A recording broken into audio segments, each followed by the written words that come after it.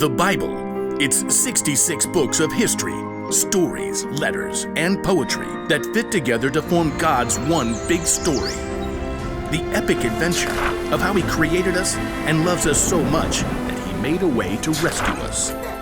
As we travel through the Bible, from Genesis to Revelation, we discover people who met God and found their lives changed forever.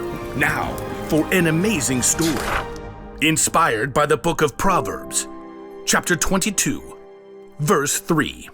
When Solomon became king as a young man, he asked God for one thing: wisdom. And God made him one of the wisest men in the world. Years later, many of Solomon's wise sayings were collected and written down in the book of Proverbs. Check out these wise words in Proverbs 22:3. Wise people see danger and go to a safe place, but childish people keep going and suffer for it. There's a lot to discover in these few short lines. First of all, it's important to remember to take time in your day to stop. Oops!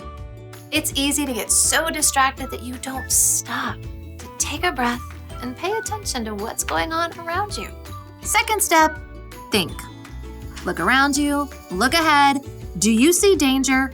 Ask yourself, if I keep doing what I'm doing, what's going to happen? If I say the first thing that pops into my head and talk back to my mom, well, that might just lead to a week of no screen time.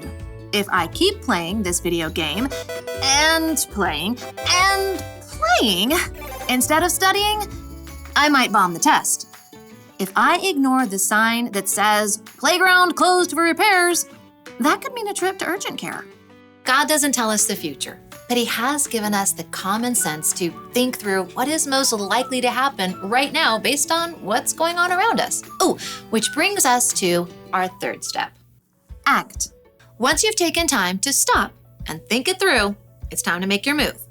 Maybe you realize the safe place in this case is to hold your tongue and say, "Yes, ma'am."